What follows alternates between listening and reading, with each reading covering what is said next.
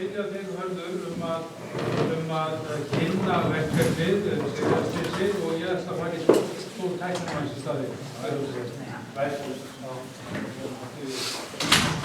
Já, áður en við kynni rækna til söguna, þá fórum við í sumar þegar vorum að vinna þessu verkefni og tókum vídeo með dróna af staðnum sem hann klifraði svona til að auka áhrif. Þetta er bara í 1 mínúta. Og kálurinn tænum og núna, viltu sjá þig? Þetta er aftur.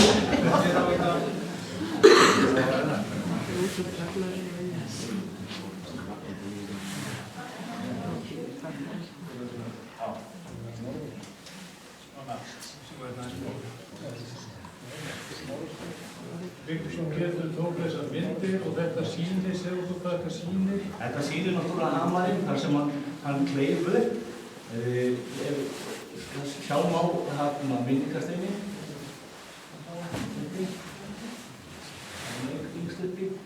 Og svona þetta er svo staður sem við teljum hann líklegastur þar sem hann hafi kleifað upp. Bergið er þarna rétt 20 metrar cirka og þverrnýr.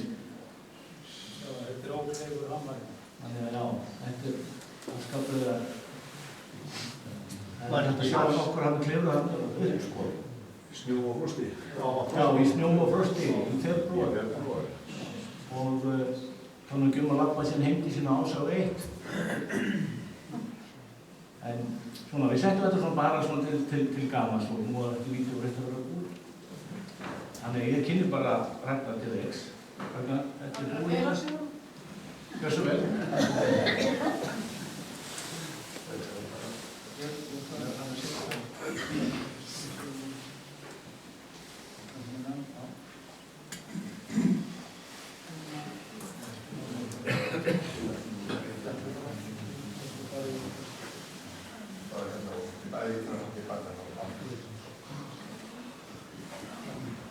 Sælverði og mér langar að fjalla hérna í örfáum orðum, það verður ekki tæmandi kannski, aldrei er eftir tæmandi, en það sem mér langar að gera er aðeins að skoða Sigríðarslysið sem varð þegar að vélbáturinn Sigríður fór upp í Ofanleitishamar árið 1928 í febrúar og það þrekvirki sem að vélstjórinn á Sigríði sýndi þegar hann kleif upp hamarinn sem við sáum hér á mynd áðan og við mjög erfiðar aðstæður og sótti hjálp.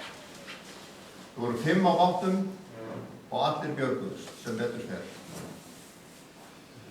Áður en hérna við skoðum Sigríðarslysið sérstaklega, þá langar mig aðeins að rifja hérna upp með ykkur eða segja ykkur frá því að Vestmannaeyjar eru þannig, lega þeirra er þannig að hér er oft búin sæl eins og allir þekkja og í gegnum tíðina hefur verið hér einn stærsta verstöð landsins og í gegnum tíðina hafa slys á sjó verið óteljandi og sum árin fórust margir frá sínum fjölskyldum og oft var eiginlega sviðin jörð í þeim skilningi. En sem betur fer, þá björguðust líka menn oft og þegar leið fram á 20. öldina og þá fór þetta smá saman að batna, það voru ekki eins tíð slys, bátarnir voru náttúrulega stærri en gátum farið lengra og slysin urðu ekki eins tíð eða dauðaslysin. En samt sem áður tók sjórinn alltaf stóran toll af íbúafjöldanum hér í Vestmannaeyjum. Og mig langar bara svona til þess að setja okkur inn í þetta samhengi að skoða mannskaða á sjó á áratugnum frá 1920 til 1930. Bátarnir á þessum tíma voru mótorbátar. Vélbátaútgerðin byrjað svona 1906-07, þá var bylting í tækninu og vélbátarnir röltu sér til rúms eins og þegar kunnugt. Og bátarnir eru þetta svona frá 8 upp í 20 tonn. Það var algeng stærð bátar. Kannski fleiri í minni stærðinni heldur en 20 tonn. Í áhöfn á þessum bátum voru svona þetta á bilinu 3 til 8 menn og á þessum tíma þá fórust á þessum 10 árum fórust 25 sjómenn í Vestmannaeyjum. Og aðeins til þess að hafa þetta aðeins nánara þá ætla ég að rekja hérna, já, þið sjáu þessar myndir sem ég set hér með, þær eiga svona við að einhverju leyti, þetta er tekið út á Ytri-höfninni og sjálfsamt tengist úr eitthvað blússinu.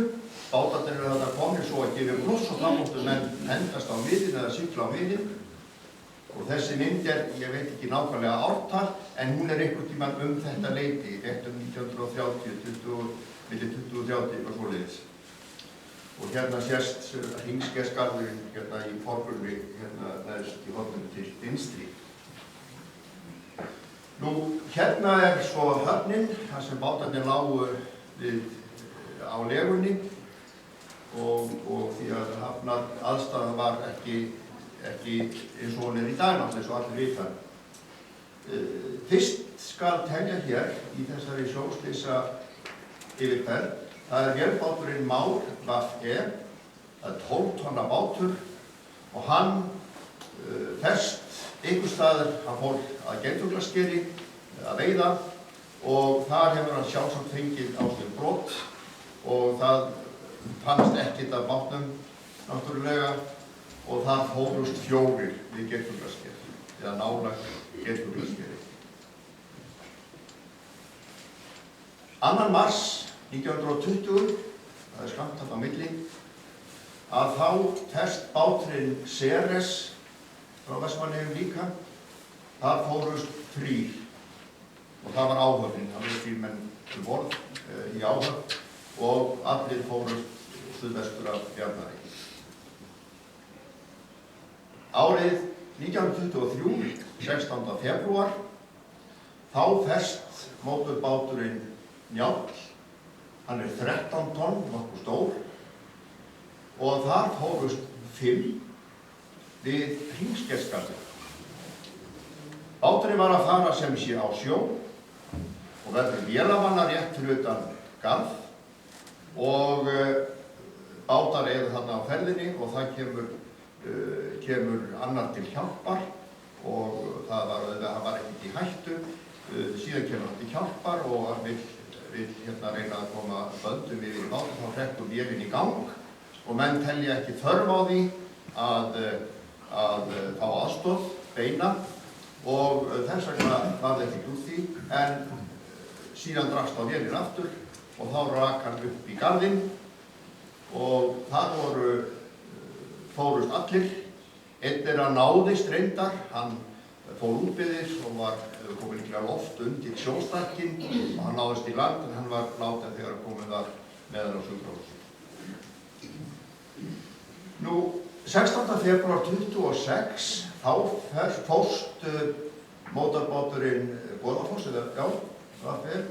og með honum öll áhöfnin sem voru 5 og það er norðvestur af Geirfuglaskeri. Þið sjáum að það eru 2 þarna við Geirfuglaskeri sem hafa þá verið fengsæl mið væntanlega á þessum tíma, segir okkur það.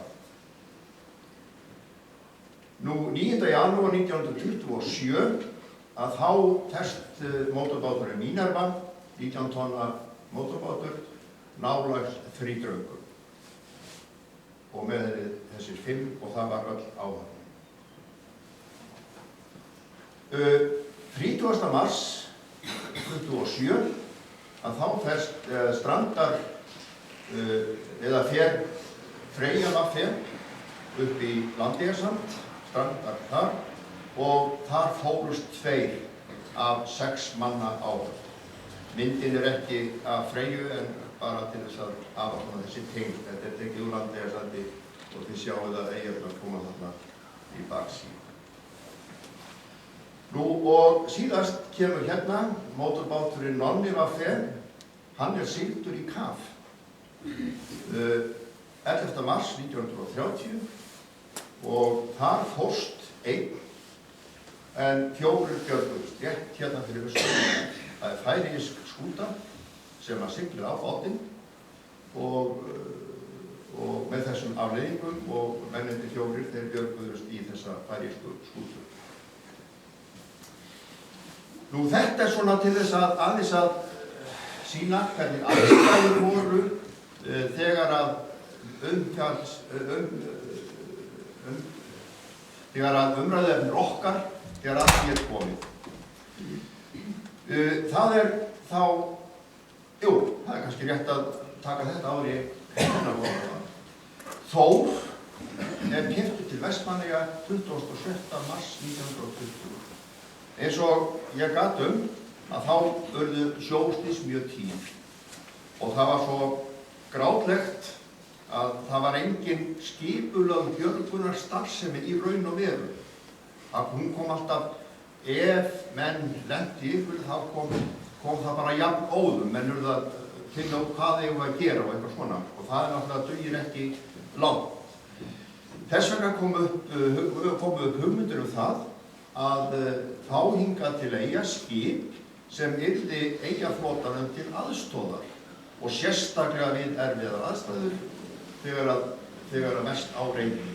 Og það verður til þess að Björgunarfélag Vestmannaeyja það lætur kaupa þetta skip Þór, það hét áður Thor var danskt og til þess að það var eftirlit með fiskibátum við Vestmannaeyja. Og skipið satt til að gera langa sögu stuttan að þá sannaði þetta skip eiginlega strax ágætist. Það var mjög mikil stoð og öryggi líka fólkið því að vita skipið og allt þetta sem að því fylgdi. Nú þetta skip, það útgerð þess eða starfsemi þess reyndist það góð að skipið var síðan upphaf af vísið af Landhelgisgæslunni árið 1924 og síðan var gengið lengra því að Landhelgisgæslan hún kaupir skipið af Vestmanneyingum 1926 og þannig að þetta skip upphaf af þeirri Landhelgisgæslu sem við þekkjum í dag.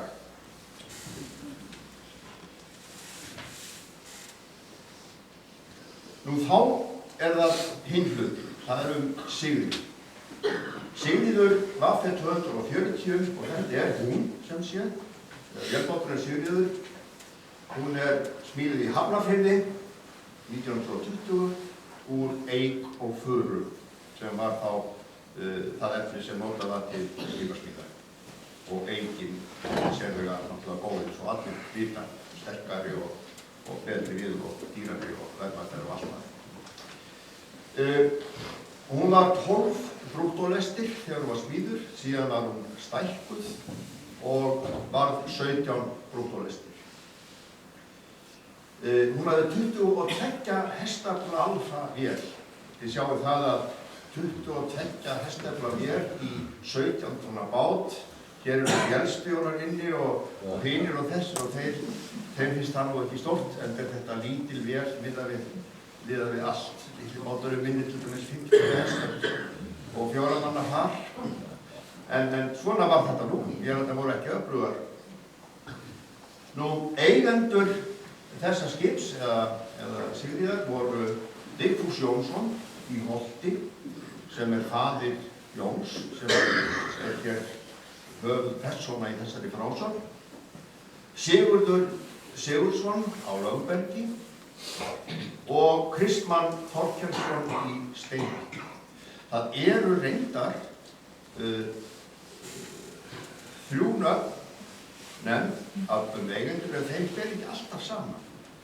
Það annar eigandi Sigurður Sigurðsson ekki alltaf skráður, þar sem að maður les heimildirnar. Þessa heimild fékk ég upp úr skrifum Guðmundar Vigfússonar bróður Jóns og ég nota hana. Ég fór ekki að fullyrða eitt eða neitt í því sambandi, en við höfum það gott og gilt þangað til annað kemur í ljós. Áhöfnin á Sigríði sem þarna ræðir, það skipstjórinn, hann Eiður Jónsson, formaður frá Höfðahúsi við Vesturveg. Höfðahús stóð við austurhluta Lautarinnar sunnanmegin og náttúrulega löngu rifið og hann 26 ára þegar þetta gerist allt saman. Síðan, nú fór ég tilbaka í staðinn fyrir að fara svona. Síðan hér vélstjórinn, það Jón Vigfússon frá Holti og hann 20 ára, sjáðu, hann unglingur þegar þetta allt gerist. Hér mynd á honum á yngri árum og svo síðan þegar hann orðinn eldri. Það akkúrat núna á þessu ári liðið 20 ár síðan Jón dó. Hann dó 1999, já. Ég held það er 20 ár ef við gerum það í komur. Já. Og hér hann og kannski þessi mynd þarna lengra. Hún svo sem að flestir eftir honum, kannski, sem hér inni. Nú, síðan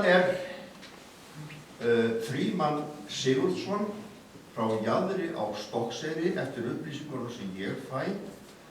En nú verð ég að játa annað, að nokkrar þessara mynda ekki alveg 100% öruggt séu mennirnir, né heldur að frá þessu sé rétt. Þetta það sem að kannski verður næst komist. Guðmundur aftur á móti talar þennan Frímann að hann sé húðverkur. Og þess vegna ætla ég að biðja ykkur, ef einhver veit betur tengsl, mynda og texta hérna, þá það mjög vel þegið að fá upplýsingar það. Hét ekki upplýstafnir Margrét Frímannsdóttir Frímann Sigurðsson? Frímann Sigurðsson og hann var frá Stokkseyri. Þetta meira að gæti verið það, en ég veit bara að kynnuminu við, hann fæddur 1916. Þannig að hann hefði þá verið 12 ára og mér finnst ósennilegt að það sé þannig. Nei, það finnst það ekki. En þið takið þessa með þessu fyrirvara. Nú síðan kemur hér Ágúst Pétursson sem að sagður að vera frá Jónsborg eða bjó kannski Jónsborg þegar þetta gerist. Það nú bara hérna einn úr Jónsborg. Það lærið að spíða hjá pappa. Já, þannig að þetta hér. Já. Og þetta maðurinn. Já. Jónsborg.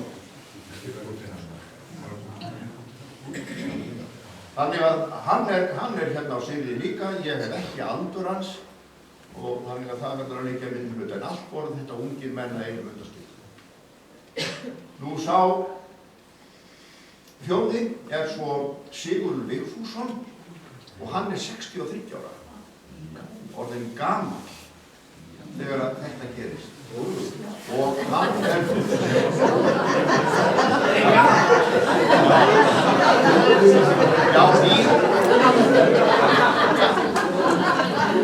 í þann tíð. Ég 71 árs og ég ekki verið.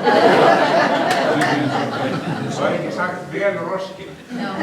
Alltaf sem eldri ég segja hann vel roskinn og við föllumst á það. Já, og þetta Pétursey, stendur sem Barhús, í Vestbarabraut 56B, og stendur enn.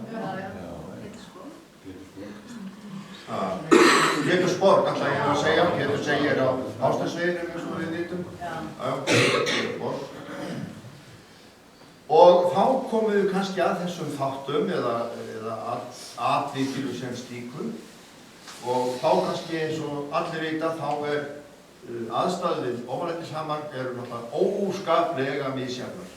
Þessa mynd tók ég hérna, þessa vinstri, tók ég hér daginn bara, eftir rokið mikla á lætin, en hinn fengið að láni, þannig að hér geta verið við hamarinn ógurleg veður og óskaplega falleg veður líka. Þannig að þarna skilast alltaf á skín og skúrir og aðstæður mjög misjafnar. Nú ætlum ég aðeins að rekja bara þetta atvik í svona ákveðnum punktum og reyna að mynda okkur mynd af því sem að þarna gerðist. Sigríður fer á sjó 13. febrúar nóttina klukkan 3 og veðurútlitið slæmt. Það svona vitað það að veðurútlitið slæmt. Ég verð að segja ykkur eitt, það hringdi mig maður í gærkvöldi, Arnþór Helgason, sem að margir kannast við sem hér eru og bað fyrir hvað, þeir eru auðvitað hingað og allt það. Hann sagði mér frá því að móðir hans, Guðrún Stefánsdóttir, og hann sem sé sonur Guðrún og Helga Benediktssonar, að hún hefði sagt sér einu sinni að kvöldið fyrir þetta atvik þá hefði verið óskaplega gott veður og stjörnubjart en mikið stjörnuhrap eins og hann orðaði við mig í gær. Síðan líður fram á kvöldið og nóttin og það kemur þetta vonda veður og þá gerist það í Myrkandi þar sem að Helgi var til húsa þegar þetta var.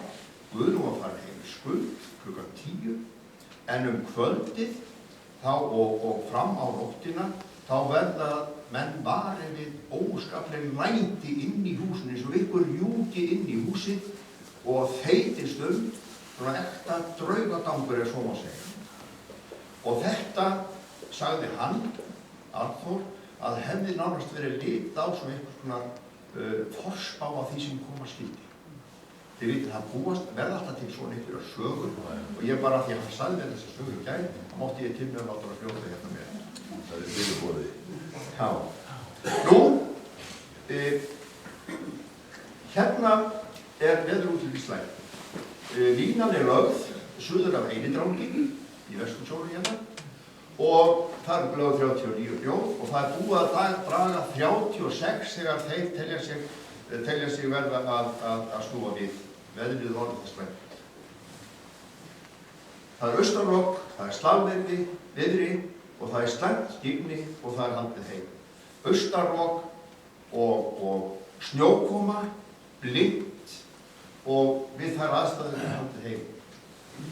Í lýsingu þá segir að báturinn hann hafði ekki við að fara í austur því að rokið og sjórinn og svo mikill hann var með vélina á fullu en hreyfist alltaf. Það rétt hélt í.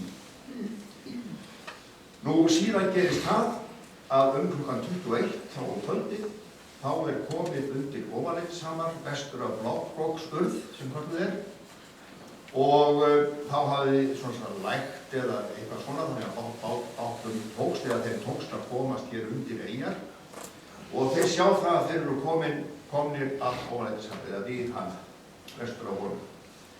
Og þar ákveða þeir þar sem þeir eru komnir í, já, kannski var fyrir austuráttinni að bíða birtingar og freistaðist þá að bæði sjá betur og komast sína leið. Þeir verða varir við breskan togara sem liggur þarna líka, ekki langt frá þeim og greinilega við akkeri og bíður eftir því að veðurlagi eitthvað.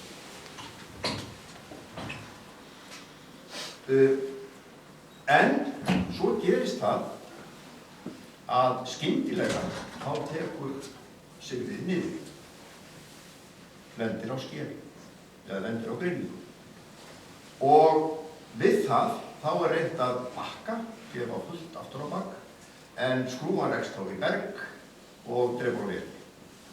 Þetta beint eftir frásögn Jóns sjálfs sem að rifjar upp.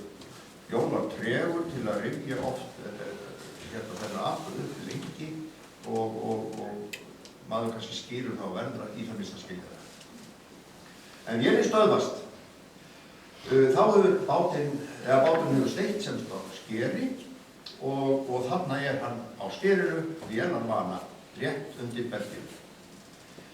Nú síðan gerist það eins og gerist þegar sjór ókyrr að báturinn losnar af skerinu, berst á landi og alveg upp að þessum þverrnýtta ókleifa hamri. Og þegar að það gerist, þá Jón kominn fram á og honum tekst að stökkva úr bát og upp á stall í berginu. Það eina nibban og nokkru 100 metra svæði, segir sagan, og það kemur þá bara hér þannig. Og honum tekst að komast á stall í berginu þar sem hann nær að hoppa frá bátnum. Nú bátinn rekur svo frá landi aftur og velkist þarna í briminu, það er að segja milli skersins væntanlega og bergsins, eða á því svæði, má segja. Og síðan gerist það að báturinn hann berst aftur að bjarginu á sama stað, eins og sagt eins og Jón segir sjálf, á nákvæmlega sama stað sem fyrr, sem út af fyrir sig mjög sérkennilegt og mikil tilviljun að það skuli gerast nákvæmlega að hann komi í sama farið.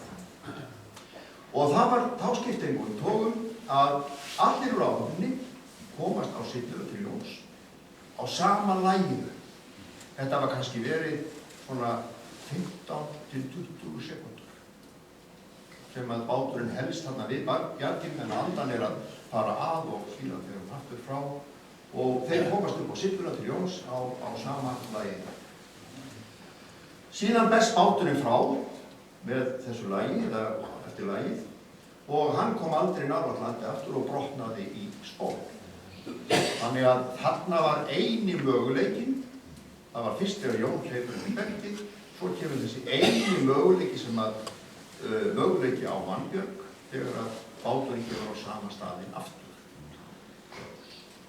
Og síðan var ekkert að sögum að spyrja málið þegar málið lokið, hann báturinn orðið spól. Nú áhöfnin, hún þarna í skúta nóttina við afar slæmar aðstæður. Það hefði verið bálviðri, snjór. Guðmundur bróðir Jón segir til dæmis að þessi mesti snjór sem hann man eftir í Vestmannaeyjum, það var þessa nótt. Og skygnið ekki neitt og kalt, menn blautir, og við verðum að ímynda okkur aðstæður þeirra. Nú við birtingu, þegar þeir eru búin að vera þetta nóttina, þá fer enski togarinn í burtu, léttir akkinum og fer, og þeir eru náttúrulega að kalla og öskra til þess að vekja athygli togarans á sér, en það heyrist ekki. Nú, næsta sem gerist það að Eiður, skipstjóri, hann spyr Jón hvort hann treysti sér til að klifra upp hamarinn. Jón sem sé 20 ára, sjáu þið, og þetta eru tveir unglingar að tala saman, hann 20 ára og skipstjóri 26 ára. Og Jón var ekkert sérstaklega vanur bjargmaður, ekki vanur sem sigmaður eða neitt slíkt, en lipur og hraustur, liðugur, og hafði þetta til að bera að kannski að geta lagt í eitthvað sem var mjög mikil óvissa að tækist. Þannig að Jón leggur í hann og bergið mjög laust í sér, við þekkjum það sem skoðum bergið í Ofaleitishamrinu, það laust í sér, það berglög, brunagrót og grákvík, móberg eða hvað sem það allt saman. Og það svona það byrjir kannski 20 metrar og þverhæft. Og ókleift var talað þetta berg, það væri ókleift, algjörlega ókleift. Það mikill snjór í berginu, eins og sagði áðan, það hefði verið meiri, ekki kannski verið meiri snjór í manna minnum þarna á þessum tíma. Og Jón, hann rótar, eins og hann segir sjálfur frá, hann rótar snjó með einum sjóvettlingi og fikrar sig upp. Hann fekk einn sjóvettling lánaðan hjá einhverjum úr áhöfninni, og hann lýsir því þannig, hann setur vettlingin á hönd sér, krafsar burtu snjóinn, setur síðan vettlinginn upp í snjó, grípur með tönnunum og síðan fer hann upp á næsta og alltaf þarf að taka, setja vettlinginn og róta snjó. Snjór var náttúrulega ískaldur og það hefði klóknað allsnarlega ef eitthvað svona hefði ekki verið mögulegt. Nú það gekk þolanlega upp í mitt berg, en alltaf jafn erfitt að ná handfestu. Og við segjum hann óklefur og þá segir þetta sig sjálft, sko. Nú undir brúninni, þá slútir bergið undir fram og það náttúrulega gildra sem ætti að gera öllum ómögulegt að ráða við. En honum tekst að komast upp og hann segir líka, svo ég vísi beint í það sem hann segir, en ég var hreinlega að vega mig upp á fingurgóman. Og það ekkert að efast það að þetta alveg rétt, það var ekki annað að ræða, hann verður að krafsa sig upp og sérstaklega þetta síðasta spör með ótrúlegu afli og ná að komast upp. Nú þegar hann kemur upp á brú, þá tekur alltaf við honum hvínandi austanátt og snjókoma og bylur og lítið skyggni og ekkert skyggni. Hann ætlar að ganga, ákveður það að ganga norðurgarði og fer þangað að hann hendur. En sér síðan, þegar hann búinn að ganga einhvern spör, að hann í Brimhóla. Það ekki erfitt að líknast við þessar aðstæður. Sjá vatn út úr augum. Hann vissi að það var sími í norðurgarði, en á Brimhóla var ekki sími. Þannig að þess vegna ákveður að ganga alveg heim á Holt. Og þar var sími. Og þegar hann kemur þangað, þá eru snör handtök og leiðangur sendur af stað, það hringt og leiðangur sendur af stað og það Sigurður Hópbergsson á Ítlalandi sem segir bergið og svo björguðust skipverjarnir einn af öðrum, dregnir upp. Páll Kolka var þá héraðslækni hérna og hann var með sín læknistól og konjaki kom mjög vel, sagði hann sjálfur frá og það hitaði mönnum skammastund allavega.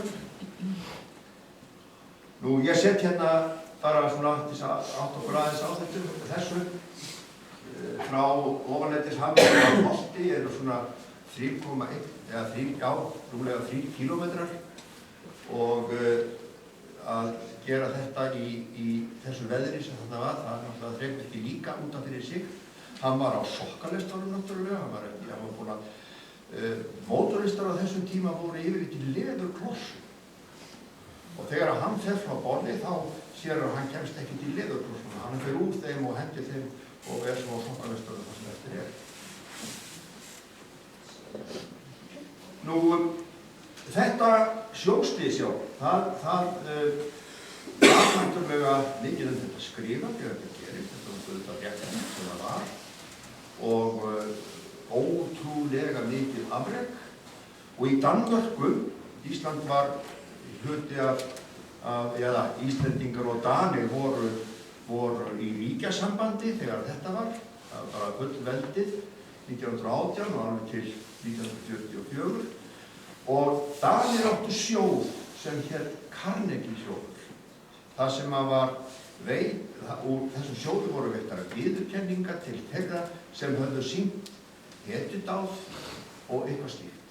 Og Jón, hann fékk árið þarna þegar þetta gerist, þá fær hann viðurkenningu úr þessum Carnegie sjóði. Og það hafði einstaklega gerst að Íslendingar höfðu fengið þessa viðurkenningu og þetta er náttúrulega á dönsku, bara sem ég hef búin að segja. Jón Vigfússon 20 ára gamall, hann sjómaður á Íslandi, febrúar 28, standaði mótmáttur Sigurður á Skeri, árið 5 manns, bjargaði sig upp á Snöss og í mikilli hættu fyrir líf sitt, þá klifraði Jón frá löfinni upp brattan klettarvegg og honum tókst að kalla á hjálp og bjarga þar með hinum af áhöfninni. Og stjórn sjóðsins, hún hefur núna í nóvember úthlutað honum verðlaunum 800 krónum og medalíu sjóðsins úr bronsi. Þetta er það sem að Carnegie sjóðurinn, eða viðurkenningar á Carnegie sjóðurinn. Og hér er medalían og hún er til hérna upp á lofti og hann Hörður er tilbúin eða eitthvað sem áhuga að sýna ykkur þessa medalíu á eftir. Og þetta er sem sagt, hún er eins og stendur hérna uppi, hún er handa Jóni Vigfússyni, eða úthlutað Jóni Vigfússyni og síðan stendur hérna Carnegies laun fyrir dáð og hetjumóð, má segja. Dáðlega hetjumóð. Og þetta er hér uppi. Nú, 1996, þá var afhjúpaða minnisvarði hérna vestur á Hamri á þeim slóðum sem Jón er talinn hafa klifrað upp í berginu. Og á þessum minnisvarða, hvort þið sjáum sjálfsagt ekki, það stendur hérna Sigríðar slysi að kvöldið 13. febrúar 28 fórstýrvafi 240 hér við ofanleitis Hamar. Áhöfnin komst upp í Hamarinn og hafðist þar við á klettasillu nóttina. Vélstjórinn á bátnum Jón Vigfússon frá Holti, tvítugur, afrekaði að klífa Hamarinn við mjög erfiðar aðstæður og ganga til byggðar eftir hjálp til handa 4 skipsfélögum sínum. Og það var Vestmannaeyjabær sem að lét reisa þetta minnismerki. Að honum viðstöddum. Hvað segirðu? Að honum viðstöddum. Að honum við hann var viðstöddum. Jón deyr sem sagt 1999 febrúar síðan. Ég var þarna, tók þátt í að skrifa þennan texta og hann Stendutus fór yfir hann og gerði hann svona fínan. Já. Og bara til að segja það að Jóma viðstaddur sem ég kemur fram og svo var annað mjög merkilegt að pappans Torfa Sigtryggssonar sem var hérna í lífeyrissjóðnum, dó fyrir 10 árum síðan, hann bjó norður í landi og hann var svona heillaður af þessu afreki að hann samti ljóðabálk sem var lesin upp þarna við þessi athöfn. Og þetta er staðurinn, en það var ákveð að draga steinin, hafa steinin ofar í landinu. Já, Það er ekki sjálfstæð. það var ekki sjálfstæð. Já. Þegar takk fyrir þetta prófið innlegg. Nú, hérna sjáu þið mynd. Það er glæður. Þessar glæður uppgötuð ég gæra á Facebook. Jóhann Jónsson, eða Jóhann Listóður sem við þekkjum öll, hann, fyrir einhverju síðan, þá gerði hann þessa seríu. Og hann teiknaði og litaði með vaxlitum, voru ekki 13 myndir í þessu. Ragnar, má ég aðeins bara nota tækifæri bara orð? Gerðu svo vel. Af því að ég vil að komi fram að þetta er, eða komi skýrt fram að þetta voru bara, skissur af 13 afslutamyndum. 12 þeirra fóru í ákveðið verkefni í Reykjavík en hafa aldrei sést síðan og ekki veit hvað var hann. En úr því að ég er staðinn hérna upp svo að það heyrist í mér að þá verð ég að geta þess, ég hef reyndar aldrei heyrt þetta með vettlingin sem þú nefndir hérna. Það hefur verið gaman að hafa það með, en í mínum huga og mjög margra held ég að þá kemur upp orðið kraftaverk þetta slys og ég velti voðalega mikið fyrir mér að get ég eitthvað túlka það betur heldur en að hafa þetta svona eins og raunsætt eins og ég verð að taka það skýrt fram að þetta er bara mín ímyndun en samt í raunsæi stíl en mér flaug það í hug að þarna á myndunum þar sem hann er að fara upp bergið að þá fylgdi honum engill. Mér datt það í hug. En ég er ekki nógu kannski nógu trúfastur eða eitthvað svoleiðis. Ég lít á Egil og þetta er svona táknmynd, en ég vissi ekkert hvernig ég átti að höndla þetta og til dæmis bara til gamans að hvað á ég að gera þegar hann er komin hann upp. Átti hann að bara kveðja þessi Egil eða átti hann að halda áfram með honum, sko. En ég ætla ekki að hafa þetta fleira, ég bara myndi vekja fyrst og fremst áherslu á það að þetta eru bara skissur af, ég sé mjög mikið eftir vatnsendavindunum. Ég vil taka það fram. Takk fyrir. Takk fyrir.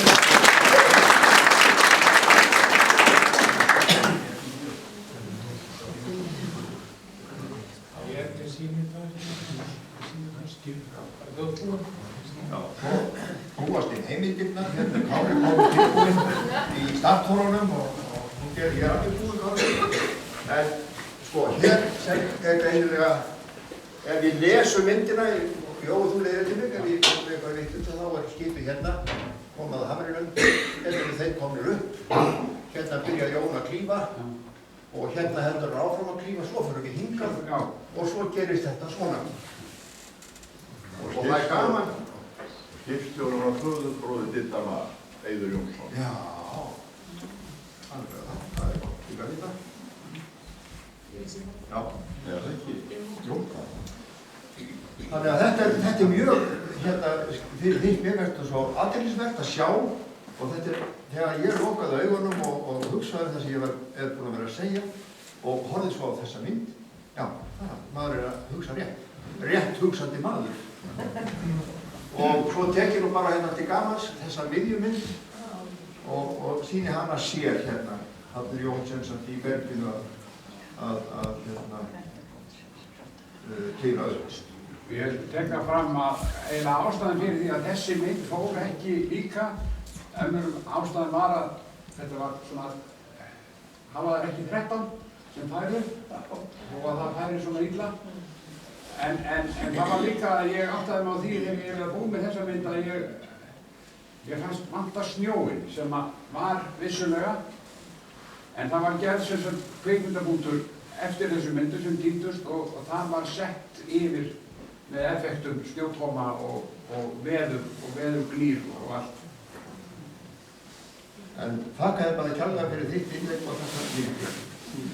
Nú, kannski bara, ég vona því að hafi haft smá gaman af þessu og kannski gagn líka.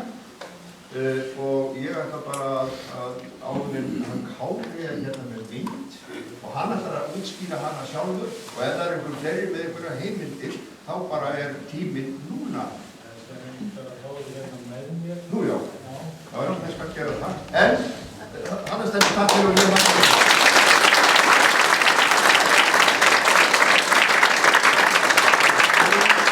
Ég vil nú byrja því að þakka Ragnari fyrir þessa efnismiklu og ítarlegu og skemmtilegu frásögn. Bara út fyrir hérna.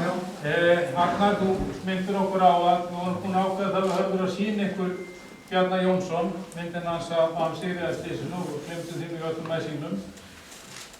Síðan vil ég, þetta er semst mynd sem hangir upp í Háskólastofunni, er alltaf aðgengileg bæjarbúum og þið getið séð hennar betur, við tökum hana niður bara hérna.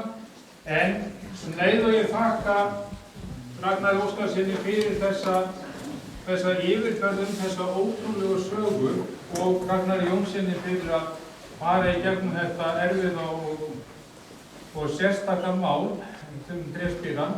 Þá vil ég leyfa mér að segja það að hérna á veggjónum, svo ég glemt að nefna það, þá er lista og menningarfélag Vestmannaeyja sýna. Það er til húsa í Hvíta húsinu. Síðan vil ég bæta því við að eftir 12 mínútur, við tækjum til kvótana núna og eftir, þá komist þið niður í Sea Life Fund, þar er Ásrún Magnúsdóttir að lesa upp úr, byrjaði 2 ár, en það var álítið að hún myndi ná að fyrir því að komi Herjólfur. En allavega þá var hún að lesa til Munda Vunda, en síðan á morgun þá opnum við náttúrugripasafn. Njáll Ragnarsson og Hörður Baldinsson munum þar gera grein fyrir náttúrugripasafnum, það er að segja þeir munir sem ekki fylgdu eða fóru yfir í Sea Life Fund og þeir munum gera nánari grein fyrir því. Og auk þess þá mun Hörður opna sýningu, Djúpið, sem að sýnir okkur myndir af bátum sem hafa sokkið 1904 til 1991 og það ekki. Og það náttúrulega kallast á við efnið hérna. En mér var hugsað til þessu og örugglega ykkur mörgum eitthvað hérna inni. Og þetta svo ótrúlegt að þessi menn skuli hafa bjargast þessu oft. Hefur það örugglega verið þannig að menn hafa verið nálægt í að bjargast. Þegar Ragnar var nú að fara yfir þá sem ekki björgust. Þessu oft hefur það verið fallið öðru hvoru megin, fallið hinum megin, eins og maður segir.